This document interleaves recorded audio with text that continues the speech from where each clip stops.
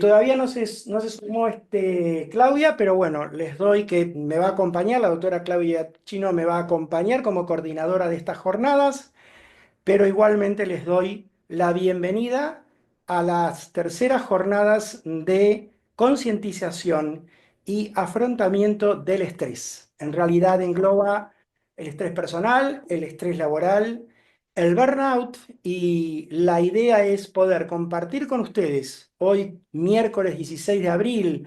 En abril es el mes de la concientización del estrés internacional y hoy es el Día Internacional de la Toma de Conciencia del Estrés, poder compartir con ustedes todo el material que hemos preparado con mis compañeras para poder, digamos, transitar algunos temas del estrés e incluso en diferentes grupos etarios y edades.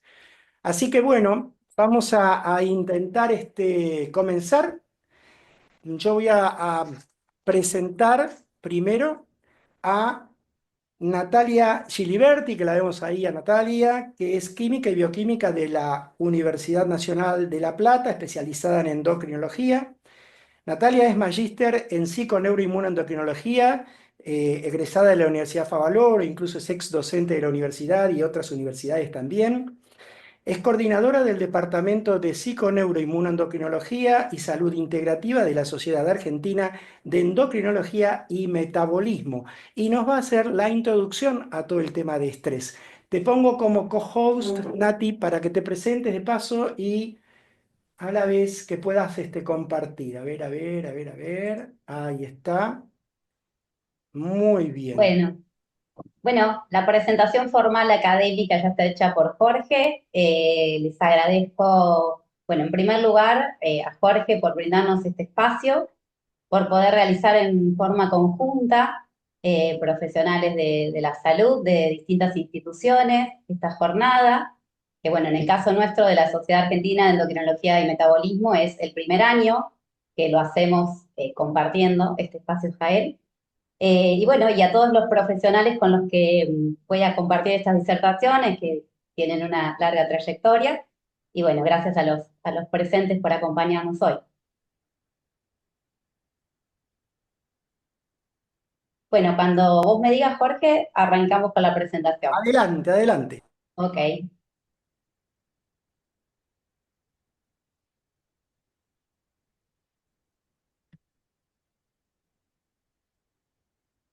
Bueno, yo como dijo Jorge, voy a hacer una introducción a los diversos temas que van a tocarse a lo largo de esta jornada.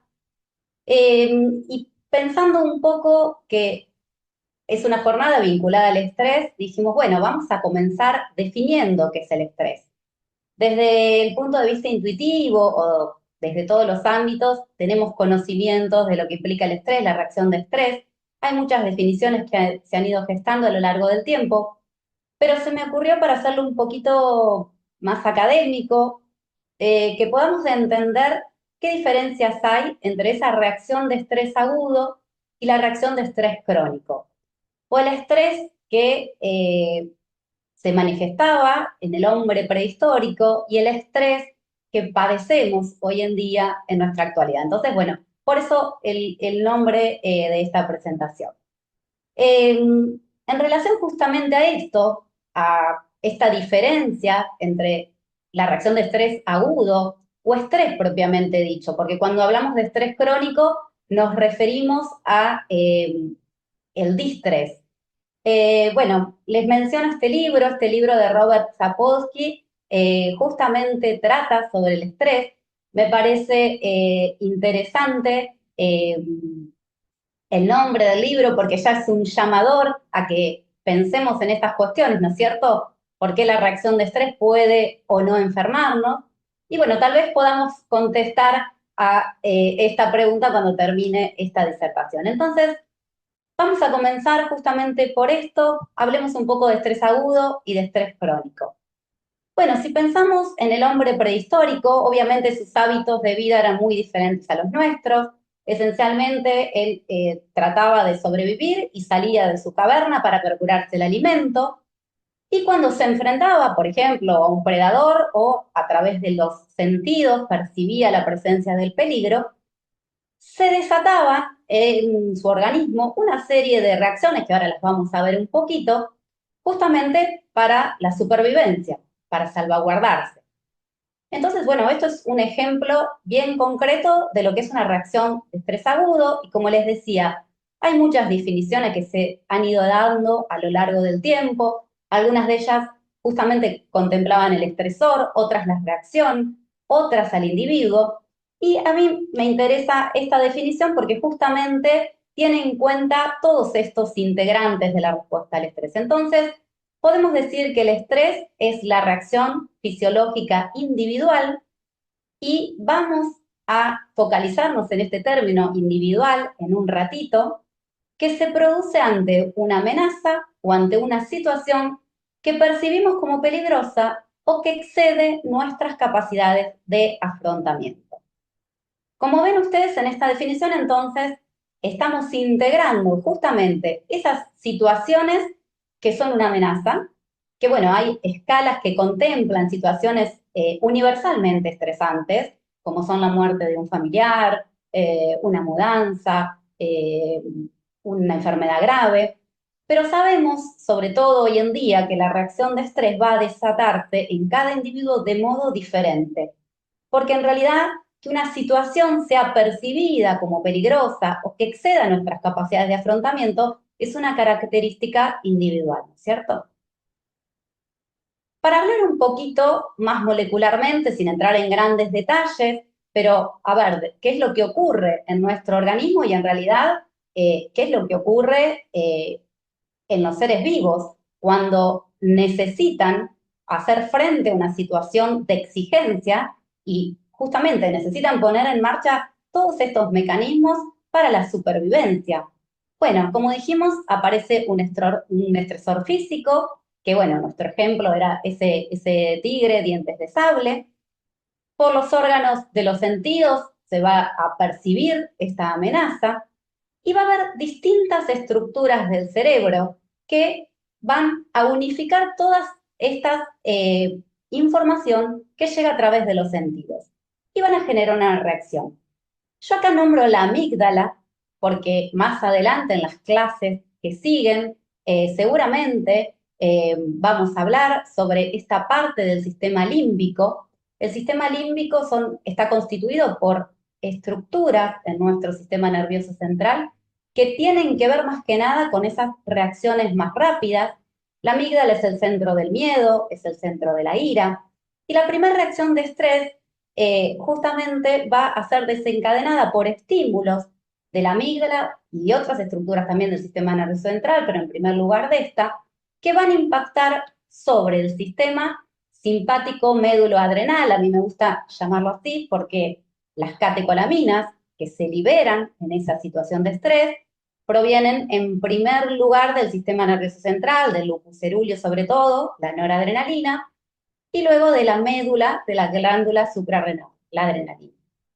Por otro lado, en esta reacción aguda del estrés, se activa el sistema hipotálamo hipófiso adrenal con liberación de la hormona estimuladora de corticotropina, y finalmente hay un aumento de los niveles de cortisol. Y por otro lado, en esta cascada también hay un aumento de citoquinas proinflamatorias, producto sobre todo de una activación de la inmunidad innata. Entonces, esta reacción es, como dijimos, necesaria, fisiológica, indispensable para la supervivencia, ¿cierto? ¿Y qué es lo que consigue el organismo con estas reacciones? Bueno, para aquellos que están más en el ámbito de la salud, para los médicos que forman parte de esta platea, obviamente son funciones que ya conocen. Las catecolaminas incrementan la presión sanguínea, la frecuencia cardiorrespiratoria, aumentan el flujo sanguíneo a los músculos y al cerebro, dilatan las pupilas e inhiben ciertas funciones, como por ejemplo la digestiva, la salivación. El cortisol sobre todo estimula la gluconeogénesis. ¿Para qué? Para que tengamos glucosa disponible justamente como recurso energético para poder poner en marcha todos los mecanismos necesarios en ese momento para salvaguardar nuestra vida. Y estos mecanismos, más ancestralmente y esencialmente, son dos, que son el de lucha y huida. Bueno, hasta acá todo bien. Dijimos que esta es una reacción que esperamos que ocurra, que necesitamos que ocurra. Nosotros tenemos niveles basales de catecolaminas, de cortisol. El cortisol en particular es una hormona y sus concentraciones fluctúan a lo largo del día dentro de ciertos valores normales. Pero cuando ocurre una situación que excede nuestros recursos y tenemos que activar entonces recursos que nos generan una demanda adicional, aumentan, como dijimos, estos mediadores de la respuesta del estrés para poder pasar esa situación. Esta reacción es una reacción que debe iniciarse y debe finalizarse en un breve periodo de tiempo, cuando ya, por ejemplo, en el caso anterior, no se presenta más esa amenaza externa. Ahora bien, fuimos evolucionando, ¿no es cierto? El hombre fue adquiriendo a lo largo del tiempo distintas características anatómicas, fenotípicas, fue desarrollándose el neocórtex, el hombre fue capaz de crear, de producir, de pensar, de planificar, de razonar. Y si comparamos el hombre contemporáneo con ese hombre prehistórico, podemos decir que si nos centramos en el correr, estamos corriendo todo el día. Corremos por distintos motivos, para hacer frente a la demanda laboral, para ocupar un lugar social determinado, por las exigencias familiares. Y más allá de que haya una situación externa que se manifieste como estresante, estamos continuamente sometidos a una reacción de estrés. Les muestro este gráfico que puede parecer un poco complejo, que McEwen hizo hace muchos años, en la década de los 90. En este primer gráfico se observa lo que sería una reacción de estrés normal. ¿Para qué están hechos todos esos mecanismos fisiológicos? ¿Y qué se espera? Que cuando exista una amenaza, se desencadene esta reacción y en un breve periodo de tiempo la misma disminuya. Disminuyendo entonces, como dijimos, las concentraciones de estos mediadores del estrés. Pero pueden ocurrir situaciones, y es lo que nos ocurre generalmente hoy en día, y es que estamos sometidos a continuos estímulos estresantes que pueden llevar con el tiempo a que se agoten estos sistemas del estrés. Por otro lado, puede darse la situación también de que exista una reacción de estrés que perdure en el tiempo y no se observe, como se observa en la primera gráfica, una disminución en esta reacción de estrés. Entonces ese estrés que era normal, el estrés, puede convertirse en algo patológico, que es el estrés crónico o el distrés. Entonces el hombre contemporáneo generalmente padece de estrés crónico y no hay una definición concreta de estrés crónico. La Organización Mundial de la Salud lo define como un estado de tensión o preocupación mental que dura por un periodo prolongado. Puede afectar la productividad y el rendimiento laboral, puede influir negativamente en la calidad de vida, puede provocar perturbaciones progresivas en la capacidad de la persona para manejar la presión y recuperarse de ella, y a la larga puede afectar la salud mental y física. Si tuviéramos ahora que remitirnos al primero de los gráficos, deberíamos agregar sin duda este estresor emocional, porque más allá de los elementos externos, las causas objetivables o descriptibles del afuera que pueden desencadenarnos esta reacción de estrés, nuestros pensamientos, nuestras emociones actúan como estresores del mismo modo que lo hace una situación externa y desencadenan esta misma reacción de estrés. Yo, para simplificar, diría que el estrés crónico es el que dura un tiempo lo suficientemente prolongado como para generar efectos adversos en nuestra salud. En esta imagen, que bueno, tiene un montón de información, lo que quise mostrarles es un gráfico de la doctora Ostera, ella es bioquímica, también magíster en PINE, Lo que me interesa que, sobre todo, que nos llevemos de esta imagen es que estos mediadores de la respuesta de estrés aumentados, las catecolaminas, como dijimos, el cortisol, las citoquinas proinflamatorias del sistema inmune, van a tener su impacto en distintos sistemas. Y esto es sumamente importante desde la psicoinmunoneuroendocrinología, desde la medicina integrativa, comenzar a entendernos y a vernos como seres integrales, donde el impacto de algo en nuestra salud repercute en los demás sistemas. Entonces, a través de distintos mecanismos que cada vez conocemos más, esta alteración de estos mediadores de la respuesta del estrés y sus concentraciones altas sostenidas en el tiempo impactará sobre otros sistemas endocrinos, sobre el sistema cardiovascular, sobre el sistema metabólico. A modo de ejemplo, porque Jorge va a dar una charla justamente vinculada a este tema, estrés crónico y neuroinflamación, les muestro en esta diapositiva que también el hipercortisolismo, las citoquinas proinflamatorias del estrés crónico, tienen su impacto en el sistema nervioso central y pueden agudizar o hacer que se manifiesten enfermedades neurodegenerativas y también de tipo psicológico-psiquiátrico. Hay un continuo estrés crónico o depresión que está muy detallado y muy estudiado hoy en día en relación a cuáles son los mediadores que están implicados en estos mecanismos.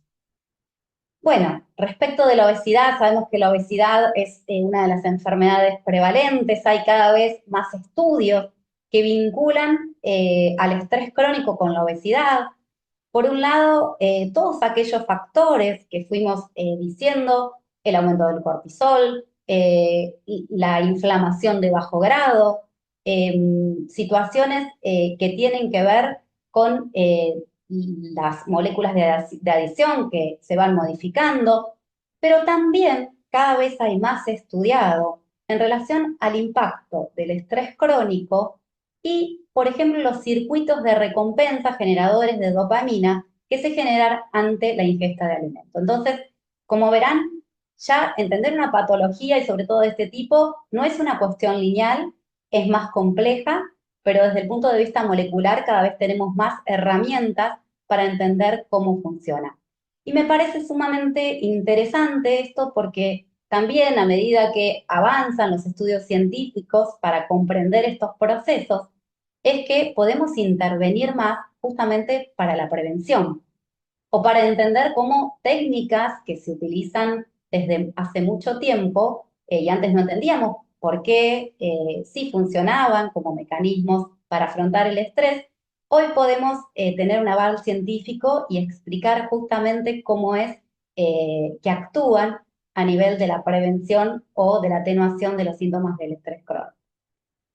Bueno, finalmente quiero volver sobre esta imagen que les mostré cuando hablábamos de la respuesta al estrés.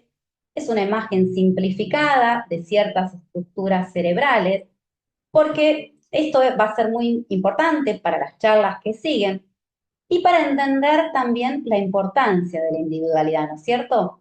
No todos reaccionamos del mismo modo ante las mismas vivencias. Hay factores que tienen que ver con nuestra genética, con nuestra epigenética, que son esos mecanismos vinculados a las modificaciones de el ácido el nucleico, que ocurren ya desde el útero, ¿no es cierto? Hay programación temprana de un montón de sistemas que van a reaccionar según a cómo se constituyeron en esos primeros años de vida. Obviamente, según el ambiente psicosocial en el que nos encontremos, bueno, hay múltiples factores que van a incidir en cómo es nuestra respuesta del estrés. Entonces, yo les conté que el primer procesamiento del estrés se hace en la amígdala, esta zona del sistema límbico, pero hay interconexiones que hacen un segundo procesamiento del estrés, como el hipocampo. El hipocampo es una estructura que aloja memorias contextuales, episódicas. La corteza prefrontal, que es la zona más evolucionada, eh, y bueno, está implicada con esas funciones ejecutivas finas, con la memoria de trabajo. y el impacto de estas estructuras en la respuesta del estrés es atenuarla. Entonces, según las vivencias que hayamos tenido, según ciertos conocimientos, según la capacidad de moldear nuestros pensamientos, podemos atenuar una respuesta exacerbada del estrés. Bueno, y con esto que dijimos, obviamente no estamos exentos de vivencias traumáticas, no estamos exentos de pasar o estar expuestos a situaciones que obviamente requieren de que nos impliquemos más, de que tengamos que poner un gasto adicional de energía y de recursos. Pero sí, muchas veces nosotros podemos decidir cómo afrontar esa situación. Y bueno, me gusta esta frase de Viktor Frank. Él escribió un libro que tal vez muchos de ustedes hayan leído, El hombre en busca de sentido. Y él dice que al hombre se le puede arrebatar todo, salvo una cosa, la última de las libertades humanas, la elección de la actitud personal ante un conjunto de circunstancias para decidir su propio camino. Bueno, y espero que al final de esta charla todos nos llevemos un poco de aprendizaje, alguna herramienta para ser artífices de nuestro destino y bueno, para poder elegir al hombre que va a formar el próximo eslabón de esta cadena evolutiva. Muchas gracias.